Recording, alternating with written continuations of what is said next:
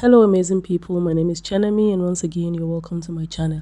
In today's video I'll be teaching you how to make this peplum shirt. But before we get started, I'd like you to like, share and subscribe to my channel. Turn on your notification button so you get notified each time I post a new video. So for this video, let's get started. First of all, you're going to mark your start line and I'm marking it right there at 1 inch. So I'm cutting the back piece first, and then my shoulder measurement is 8 inches and then my armhole depth is 8 inches deep also. So I'll go ahead and mark 8 inches across that side like so, and then I'll connect it to meet the top. Once that is done, I'll mark 1 inch outwards and then I'll connect it to meet the middle of my armhole. That will be the armhole for the back. The next thing to do is to place your bust measurement divided by 4 plus extra 2 inches. So my bust measurement divided by 4 plus extra 2 inches is what I have right there. So next I went ahead to mark my half cut at 17 inches for the back. So 17 inches is my half cut for the back piece. The next thing to do is to mark my neckline, which is 3 inches wide and then 1 inch deep for the back. So I have 3 inches wide and then 1 inch deep. So I went ahead to connect it like so. Once that is done, I went ahead to slant my shoulder by half an inch. And then I'm just cross-checking to make sure I have half an inch right there, and then I connected it. So the next thing is to go ahead and cut it out.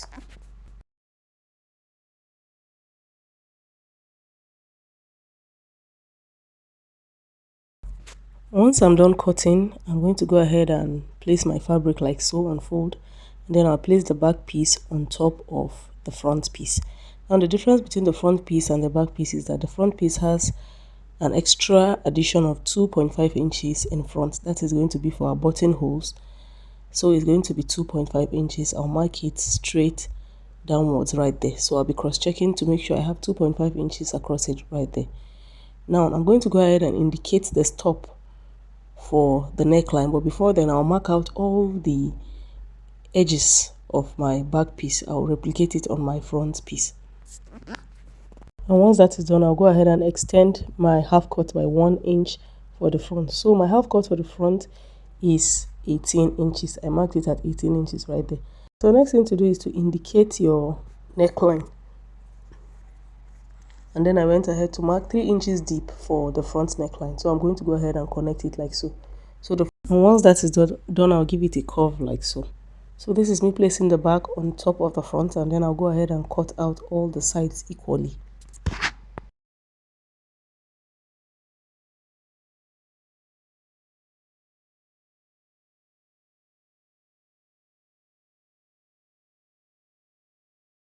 So the next thing I'll be doing is to be cutting my sleeve. I'll go ahead and cut my sleeve. I'll fold my fabric into 2, and then I'm going to go ahead and mark 4 inches. 4 inches right there is my armhole depth divided by 2. So I have 4 inches right there. Once that is done, I'll go ahead, my front or back pattern, whichever one is close by, I'll just pick it up and then I'll measure around the armhole. I want to make sure I have exactly the same measurement right there. So right there I have 11.5 inches. So I'll go ahead and extend it like so, and then I'll make sure I have 11.5 inches across my sleeve like so. So once that is done, I'll connect it to meet the top right there, and then I'll place my sleeve round divided by 2 plus extra 2 inches for ease. So I'll go ahead and connect it like so. So my sleeve is a short sleeve, and that is that about that. So after cutting out the sleeve, I'll go ahead and cut out 2 of it, one for the left and the other for the right. So this is me just trying to shape the sleeve to make sure I have it correct right there. So once I'm done cutting the sleeve, I'll go ahead and cut the flay. Now the flay you see in this dress is a 2-step flay. It's a 2-step handkerchief flay or a square flay, whatever it is you want to call it. But what I went ahead to do is to fold my fabric into 4, just like you cut your normal 360 degrees flay.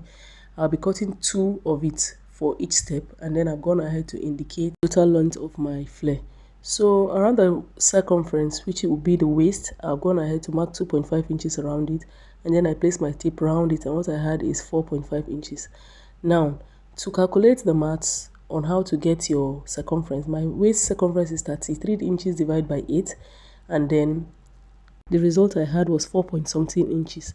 So what I have right there is around 4.02, which is okay because I would need at least 1 inch for zipper allowance. So this is just okay. So I'll go ahead and cut it right there, and then I'll cut out that part straight like so, and then I'll also cut out the edge right there straight. This is how you cut a handkerchief flea or a square flea, whatever it is you call it.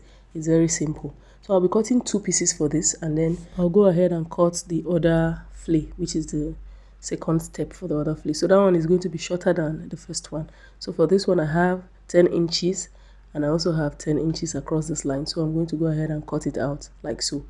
So 10 inches is just okay for the second one. So I went ahead to mark the same 2.5 inches for this waist circumference. So I'll go ahead and cut it out like so. So this is the shorter flea. This one is going to be lapping on the first one that I did cut. So for this one too, I'll be cutting 2 pieces of it. So I've gone ahead to cut off each of the fleas, and then I've gone ahead to slit it open. So you're going to open one side for each of the fleas. So this is the shorter flea, and I've gone ahead to open the sides. So this is the bigger flea or the longer one, and then I'm going to go ahead and slit open the sides also. So this is your flea for this dress. So once this is done, I'm going to go ahead and cut my belt. You can play around your belt. It can be 30 inches, 24 inches, whatever inches you want it. So I have mine at 6 inches wide and around 25 inches long. Next, I went ahead to fold my button allowance for the front parts at 1/2 inch inwards. Then I went ahead to fold it backwards by 1 inch. So this is exactly how you get your button allowance, and I'm going to go ahead and top stitch on it straight for both sides of the front. So I'm done top stitching, and this is what I have. So next thing to do is to bring my back pattern like so. I'll place it right side facing up, and once that is done, I'll go ahead and place my front pattern on it right sides facing each other. So that is what I'm trying to achieve right now. Right sides facing each other, I'll place the front piece on top of the back. So once that is done, I'll go ahead and join it around the shoulder by 0.5 inches around the shoulder.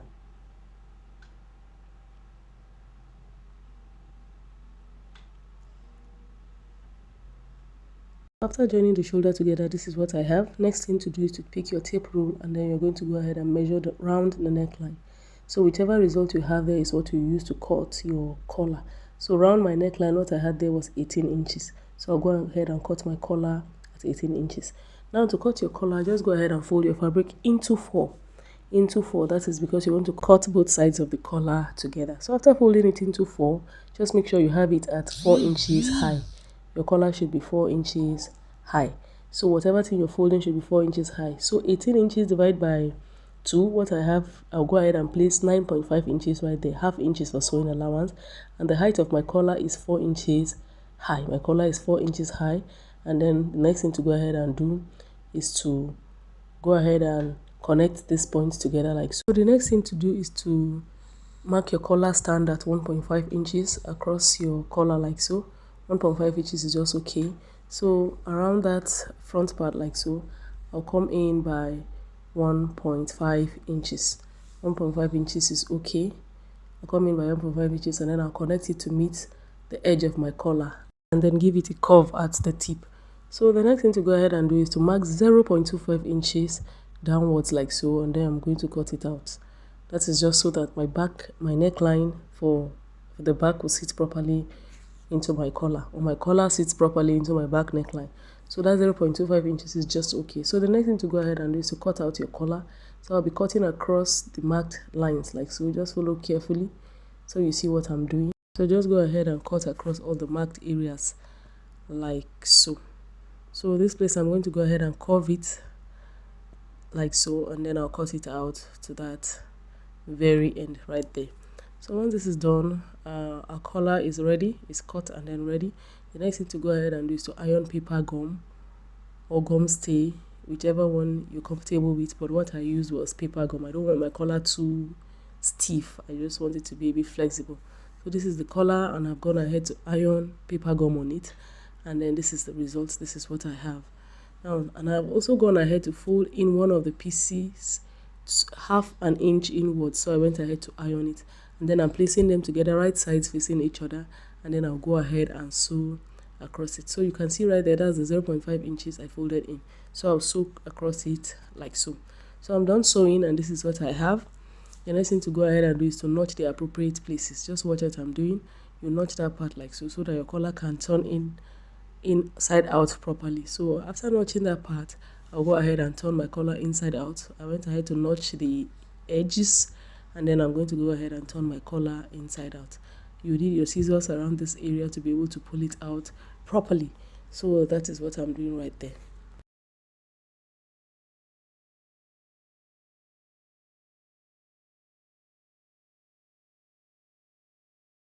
So after turning it inside out, I've gone ahead to give it a good press, and this is what it looks like. So the next thing we're going to do is to attach our collar. So you place your fabric wrong side facing up, and then you're going to go ahead and take your collar, and then you place it like so. Just watch what I'm doing. I started by attaching my collar to the wrong side of my fabric. When I flip it over, all I need to do is just to top stitch on the right side. So after sewing it like this is what I have, and then I'm just going to go ahead and tuck this rough edge in, and then tucking it in means I'm going to go ahead and top stitch on it. That is why you need to sew your collar from the inside outwards. So you're going to be top stitching on this back part. Like so after top stitching, this is the result. This is what I have. I've gone ahead to iron it. So the next thing to do is to work on the sleeve.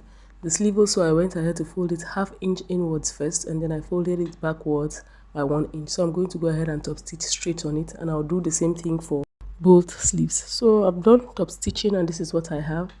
And then the next thing to go ahead and do is to attach my sleeve. To attach your sleeve, go ahead and indicate the midpoint of your sleeve. Right there, I'm going to go ahead and give it a notch, and then also I will locate the middle of the joining around my shoulder for the shirt, and then I'm going to go ahead and sew to the left and also to the right, also forward and then backwards to attach it to the sleeve. So I'm done sewing. This is what I have, and then the next thing to go ahead and do is I'll do the same thing for the other side. So I'm going ahead to do the same thing for the other side, and what I'm going to be doing right now is to be joining my shirts together. So the next thing is to go ahead and mark out 2 inches on it. That is the allowance I left out for this my shirt. But if you want your shirt to be fitting to your satisfaction, you can just go ahead and mark the necessary fittings you want to give to it, and then place it right. Whatever fitting it is you're giving to your shirt, make sure you have your bust measurement divided by 4 plus extra 1 inch. So once that is done, I went ahead to slant my waistline because the front waistline is higher than the back waistline. So I'm going to go ahead and align it properly together around the sides like so. So once that is done, I'll go ahead and join the bigger peplum or the longer one. I'm going to go ahead and join it together like so with a straight line, and then I'll show you what I have. After joining it, I went ahead to join the short one also, and then the next thing to go ahead and do is to place them on top of each other. That will make up the 2 steps that we want to make. So this is the first step. I'm going to go ahead and hem all the edges. I did hem all. It's a long sew, but you just have to be patient with it and hem all the edges. So once I'm done hemming all the edges, this is what it looks like. It was very stressful, but it is worth it. So after hemming all the edges, this is what I have. The next thing to go ahead and do is to place the both peplum on top of each other to make our 2-step. So after placing it on top of each other, I went ahead to top stitch just to join it together. I just want to have them together. So after top stitching it together from beginning to the end of the peplum, you'll see the result. This is what I have after top stitching it. And then the next thing to go ahead and do is to attach our peplum to our shirt. It's very simple. Just go ahead and place it and then sew it straight up from beginning to the end. Just to attach your peplum together, nothing more, nothing less. But if you realize that your peplum is shorter than the length of your shirt, just go ahead and increase it around the waistline a little bit. Don't cut it too much because you don't want to have pleats on this peplum. It's a very full peplum. So after attaching it, this is what I have. And then the next thing I'm going to go ahead to do is to attach my belt for this shirt. So the first belt, I've gone ahead to sew it and iron it. My belt is ready. So I'm just going to go ahead and attach it to the front part of my shirt like so, around the edge of my button flap. So I'll just place it right there, and then I'll top stitch just to join it to the shirt. So once that is done, so for the second belt, I'm going to go ahead and locate the other part of my shirt, and then I'll open it a bit, and then I'm going to tuck in the belt inside. So I'm done opening it a bit, just like about 3 to 4 inches, and then I'll tuck in my belt, and then I'm going to sew it from the inside just to attach my belt to my shirt, nothing more, nothing less. So if you can do this before joining your peplum, it's also okay. So after joining it, this is what I have. I've gone ahead to iron it, and this is what I have. Now our shirt is ready. The next thing to go ahead and do is to indicate your button holes where you want your button to sit. So I'm just going to go ahead and indicate it right there. I have about 5 buttons right there. And then the next thing to go ahead and do is to fix your button to the other side of the shirt. Then please make sure you do a very clean and neat buttonholes for your shirt. It adds to the beauty and neatness of your clothes. So this is me placing my button for my shirt, and with this we've come to the end of today's tutorial. Like, share and subscribe to my channel. Turn on your notification button so you get notified each time I post a new video. I love you all. See you in my next video. Bye.